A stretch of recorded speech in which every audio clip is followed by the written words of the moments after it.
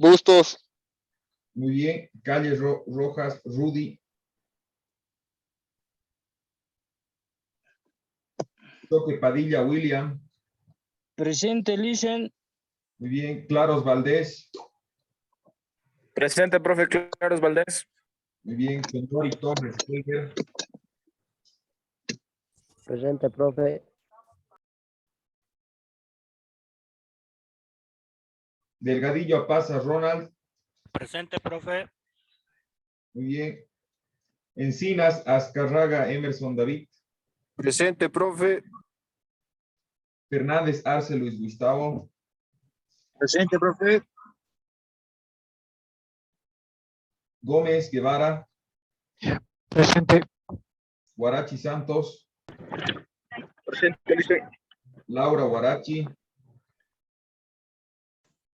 Presente, profe. Ledesma Trujillo Osmar. Presente. Bien. López Torrejón. Mendoza Vázquez. Paca Pazzi. Presente. Presente.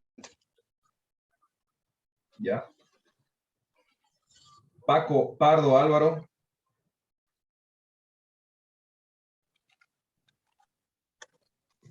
Pérez Mamani.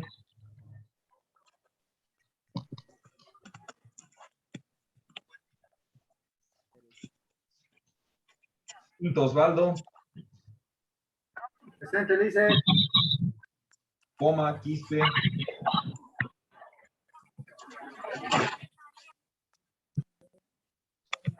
Umarra La Falla. Presente, dice. Bien. Valencia. Presente, dice. Tú me acabas de hablar al WhatsApp, ¿no, Valencia? Sí, Listen, no estoy agregado al grupo de termodinámica. Enseguida te agrego. Gracias, Listen.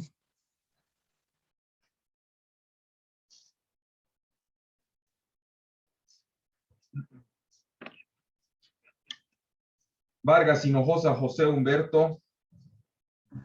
Presente, Listen. Zambrana Ticona. Presente, dice. Cruz Víctor. Presente, Listen. Ya, muy bien.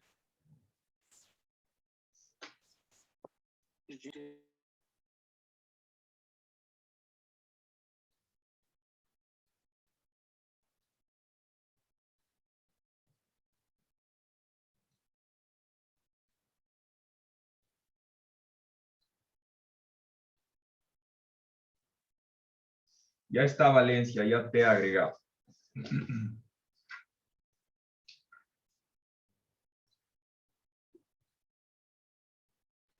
Gracias, Listen.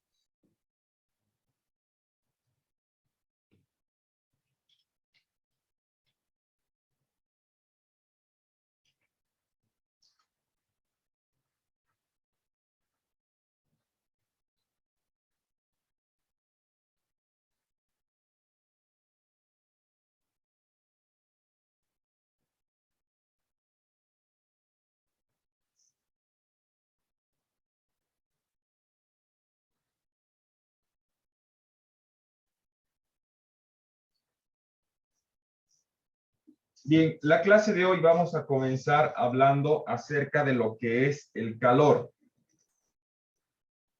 El calor es la transferencia de energía entre diferentes cuerpos o diferentes zonas de un mismo cuerpo que se encuentran a distintas temperaturas. Ya, entonces decíamos durante las anteriores clases que el calor es una forma de transferencia de energía, ya, de una mayor a menor temperatura. Mucho tiene que ver con la temperatura. Sin embargo, la temperatura es la unidad, en realidad es la medida del calor, ¿de acuerdo? El calor habíamos dicho que se expresa en unidades de joules o calorías. ¿De qué formas es que se transfiere el calor? Existen básicamente tres formas por las cuales va a haber este tipo de transferencia de energía. La primera de ellas es la convección. La convección ocurre en líquidos y gases. Las partículas en las zonas más calientes absorben calor y aumentan su energía cinética alejándose. Otras partículas ocupan esas zonas y se repite el proceso. Bien, fíjense, en la imagen, por ejemplo, ustedes tienen lo que podría ser una olla, ¿ya? Pero esta olla no está en contacto directo con la llama. Entonces, esta es la forma de transferencia de calor por convección. Luego tenemos a la conducción. La conducción básicamente ocurre en sólidos. Las partículas en las zonas más calientes absorben el calor y lo transmiten directamente a las partículas adyacentes. La transferencia de calor por conducción es netamente cuando hay contacto, ¿ya? Cuando le tomas la mano a tu compañero, hay transferencia de calor. Cuando, por ejemplo, aquí en la imagen, fíjense, está colocando una barra de algún material directamente a la llama. Eso también es conducción, ¿ya? Contacto directo. A diferencia de la convección, donde no hay contacto, pero sí hay transferencia de calor. La última forma de transferencia de calor es la radiación. Dice, los cuerpos calientes emiten ondas electromagnéticas que otros cuerpos absorben. La energía de las ondas absorbidas se transforma en calor. Recibimos calor del sol por radiación. ¿Ya? Una de las más comunes y de este tipo de transferencia de calor que estamos acostumbrados a utilizar y a ver son los microondas. Ya, los microondas transfieren calor a través de ondas electromagnéticas. Y esa es también una forma de transferencia de calor por radiación.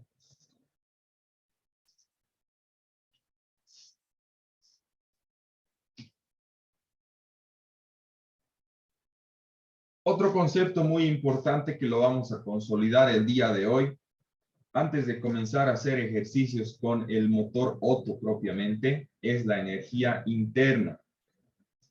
La energía interna se define como la energía asociada con el movimiento aleatorio y desordenado de las moléculas o partículas. ¿Ya? Durante las anteriores clases habíamos hablado de un vaso con agua, habíamos hablado de un tanque de aire comprimido y también habíamos hablado de una batería, donde internamente tenemos plomo y también tenemos ácido clorhídrico. También se podría definir como la suma de la energía de todas las partículas que componen un cuerpo.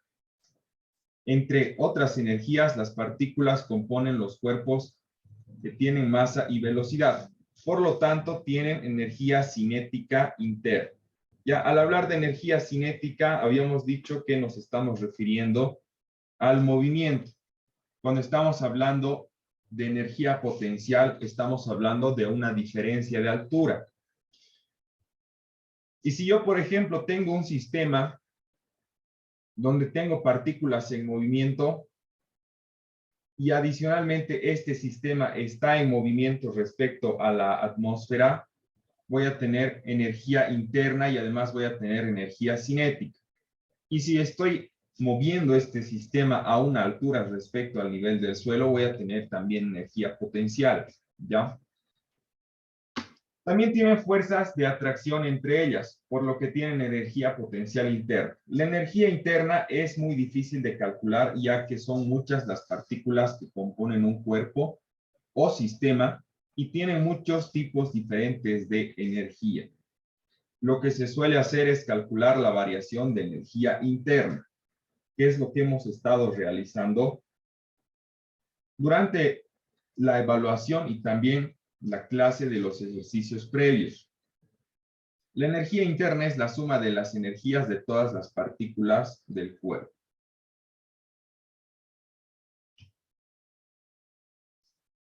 Bien, continuamos entonces con el trabajo.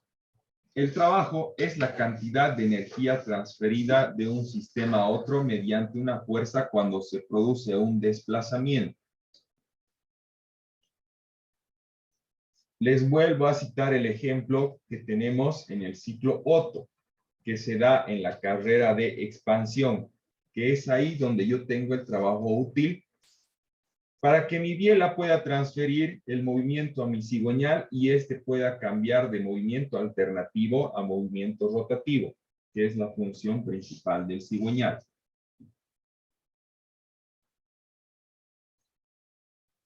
Por ejemplo, un gas encerrado en un recipiente por un pistón que puede moverse sin rozamiento. Ya, este es el pistón y no existe rozamiento entre el propio pistón y las paredes. Por efecto de la presión ejercida por este gas, el pistón sufre una fuerza F, que lo va a mover en sentido ascendente, que lo desplaza desde una posición inicial A hasta una posición final B, mientras recorre la distancia, que en este caso va a ser de X. ¿Ya? Esto es lo que para nosotros va a ser el trabajo.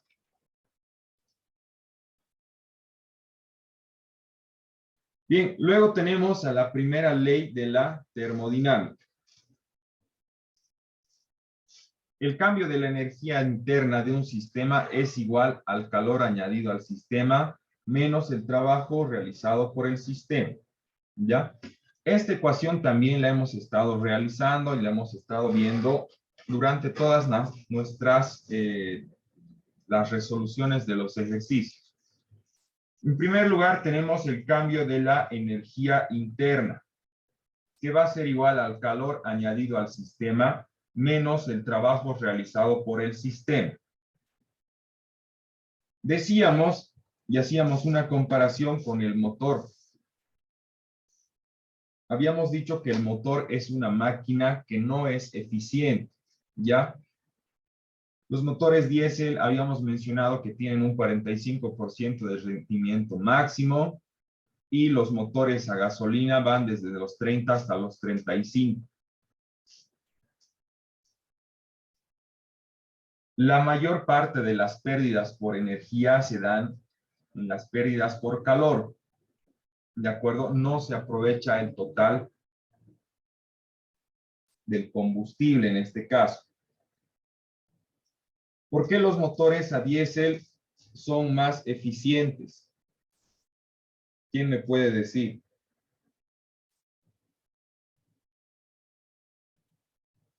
Porque aprovecha la compresión del aire.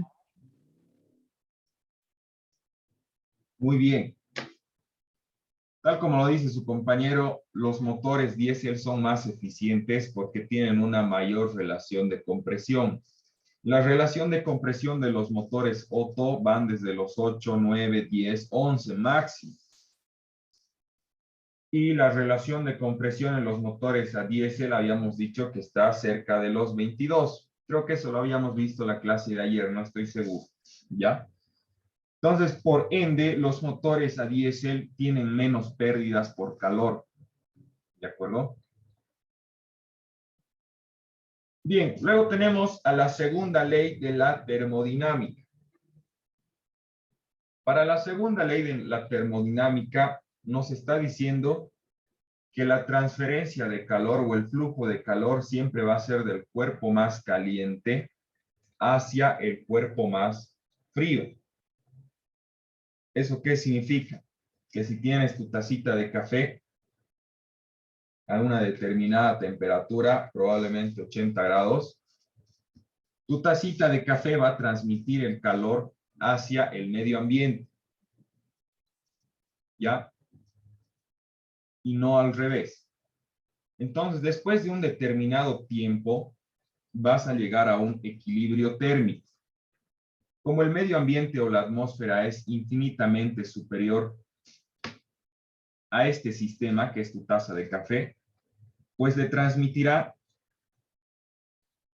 o igualará su temperatura hasta llegar a los 25 grados centígrados. Entonces, después de un tiempo, tanto el medio ambiente como tu tacita de café estarán a 25 grados centígrados. Eso es lo que me dice la segunda ley de la termodinámica, y el equilibrio térmico es cuando dos cuerpos llegan a estar a la misma temperatura después de un determinado tiempo.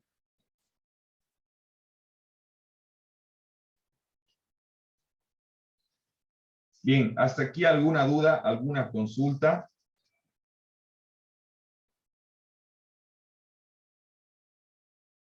Ya. Con ustedes hemos revisado lo que es la ficha técnica del automóvil. ¿Pueden, por favor, confirmarme?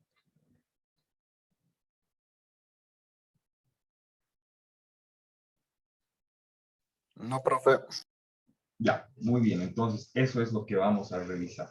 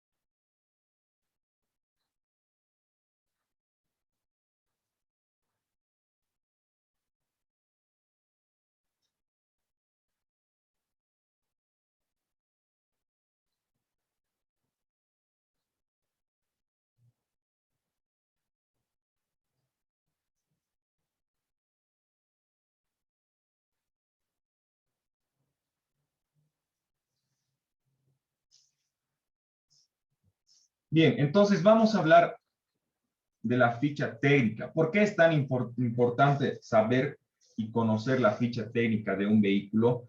Porque de esta manera yo voy a conocer las características principalmente de su motor, y en función de eso yo voy a saber cuánto torque y cuánta potencia voy a poder desarrollar con ese motor, ¿de acuerdo? Esto en realidad es lo que más nos deberíamos fijar a la hora de comprar un vehículo, pero sin embargo nos fijamos en otras cosas, ¿ya? Porque se supone que si tú vas a tener una potencia elevada, vas a poder alcanzar mayores velocidades. Y si vas a tener un torque elevado, vas a poder realizar grandes esfuerzos. ¿Ya? Por eso es que las camionetas, los camiones en este caso, tienen un torque superior, pero una potencia baja. En cambio, los vehículos pequeños y los vehículos deportivos tienen una potencia elevada, pero un torque bajo. ¿De acuerdo? La potencia es lo que te va a permitir alcanzar la velocidad y el torque es lo que te va a permitir realizar un mayor esfuerzo en cuanto, por ejemplo, a la carga en general, ¿no es cierto? Bien, fíjense. En primer lugar, bueno, estamos hablando de un Chery, de un auto chino Arriso 5. El motor me dice que es Acteco y aquí me da su código. El combustible y me da la cilindrada. Ya en este caso está hablando en litros, 1.5 litros. Luego me habla acerca de la tecnología especial del motor. En este caso dice Dual BBT, o sea, tiene un sistema de distribución variable, tanto en el árbol de levas de escape como el árbol de levas de admisión. Por esas razones que dice Dual BBT. Ahora, ¿qué es lo importante? La potencia máxima. Fíjense, la potencia en este caso me está dando en HPs. Cuando me dan mi potencia máxima en HPs, me está expresando la potencia de acuerdo a la norma SAE. ¿Ya? Los americanos, que son los que manejan la norma SAE, expresan en HPs o caballos de fuerza. Pero en vehículos europeos, por ejemplo, la potencia máxima está expresada de acuerdo a la norma DIN. Cuando está expresado de acuerdo a la norma DIN, va a estar expresado en caballos de vapor. Y ahora, ¿dónde está la diferencia? Normalmente, cuando te expresan la ficha técnica, en este caso la potencia de acuerdo a la norma SAE, va a ser mayor que cuando te lo expresan de acuerdo a la norma DIN. ¿Por qué? Estamos hablando del mismo vehículo. En este caso, por ejemplo, vamos a hablar de una Rizzo 5, Chery, motor 1500, etc. Si está expresado de acuerdo a la norma SAE, tal como vemos aquí, me dice 115 caballos de fuerza. Pero si yo lo expresara de acuerdo a la norma DIN, probablemente estuviera teniendo 110 o 105 caballos de vapor. ¿Por qué?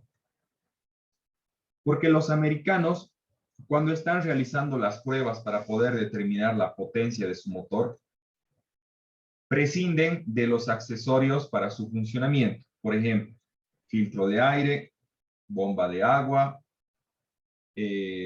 bomba de dirección, etc. Entonces, ellos hacen sus pruebas y sus medidas sin tomar en cuenta estos accesorios. En cambio, los alemanes, que trabajan con la norma DIN, utilizan todos estos accesorios para poder determinar la potencia de tu vehículo.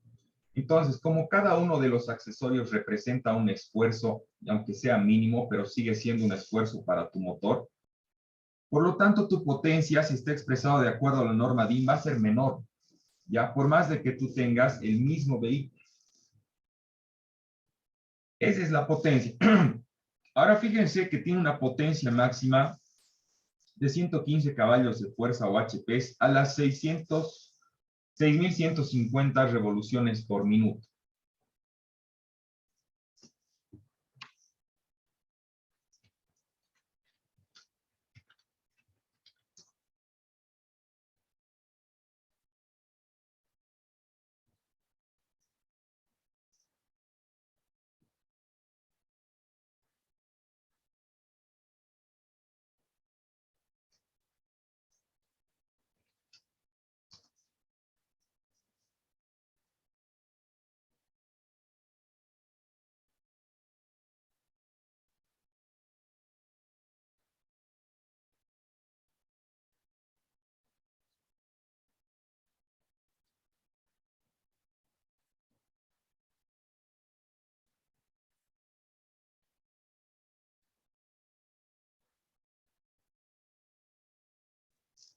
A ver, denme un minutito, estoy buscando una curva característica para que puedan ver.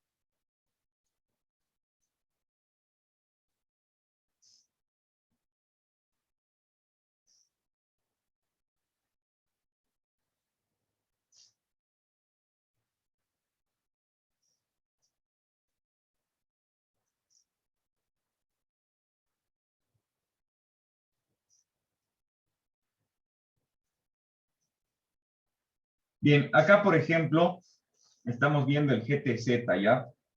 El GTZ es un libro bastante completo que tiene mucho que ver con todo lo que avanzamos nosotros. Bien, esta es una curva característica. Ya cada uno de los motores que nosotros vemos tiene su propia curva característica. ¿Dónde?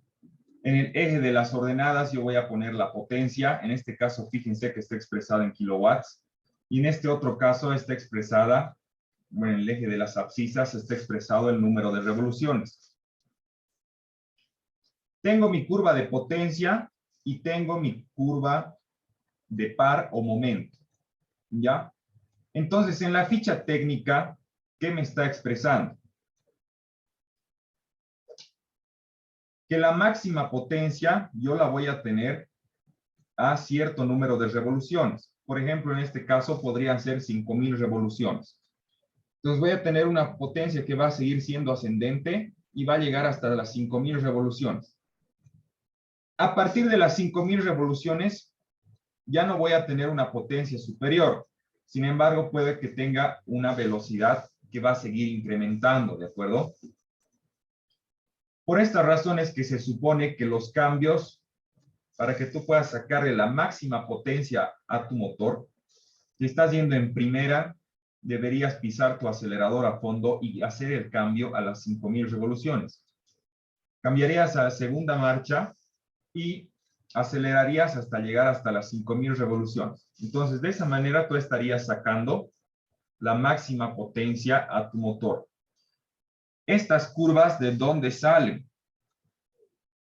¿Han visto ustedes que en el aula que pasamos clases hay un dinamómetro?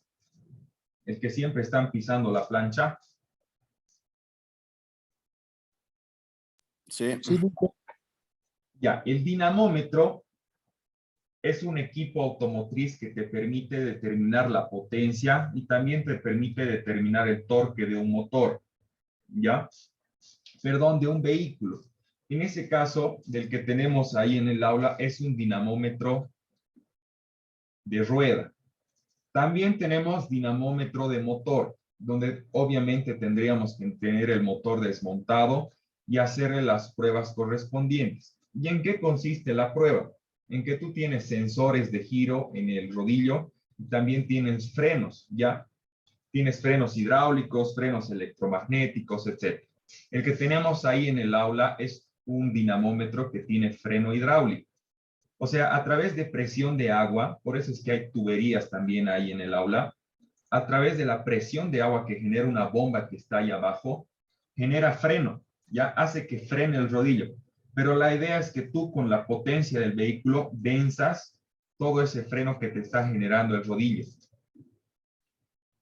Entonces han debido ver que también hay computadoras ahí en el aula, que obviamente están viejas y no están en uso.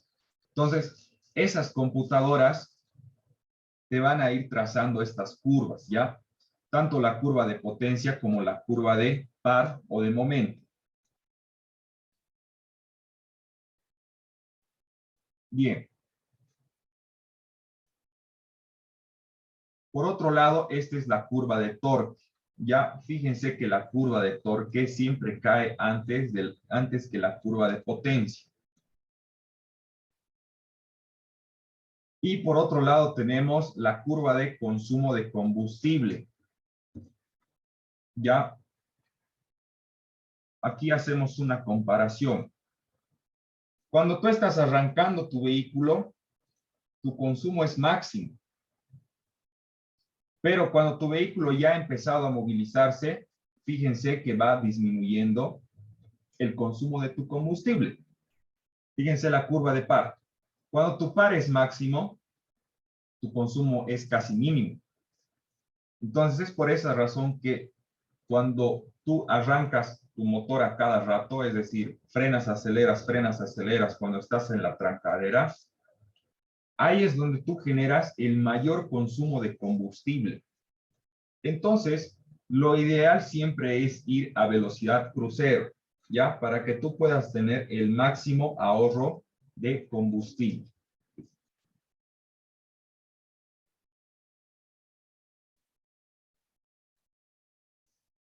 Bien, luego tenemos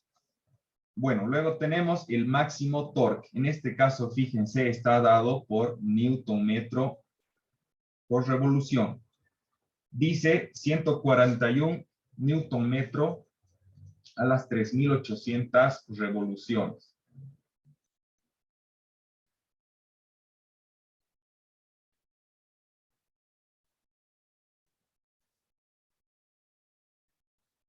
Entonces, me decía anteriormente que la máxima potencia va a ser a las 6.150 revoluciones, pero el torque máximo se va a dar a las 3.800 revoluciones. Fíjense, entonces eso yo estoy corroborando en mis curvas características, que el torque máximo se alcanza antes que la potencia máxima. Les decía nuevamente, la potencia me va a servir para poder desarrollar y alcanzar más grandes velocidades. En cambio, el torque me va a permitir hacer trabajos de carga, ¿ya?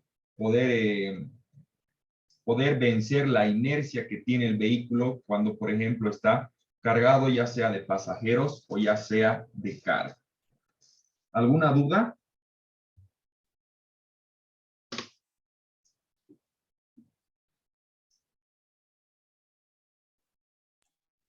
¿Podrías repetir la última, profe? Claro que sí. Bien, voy a terminar esta sesión que se nos está por acabar, entonces vamos a volvernos a incorporar, por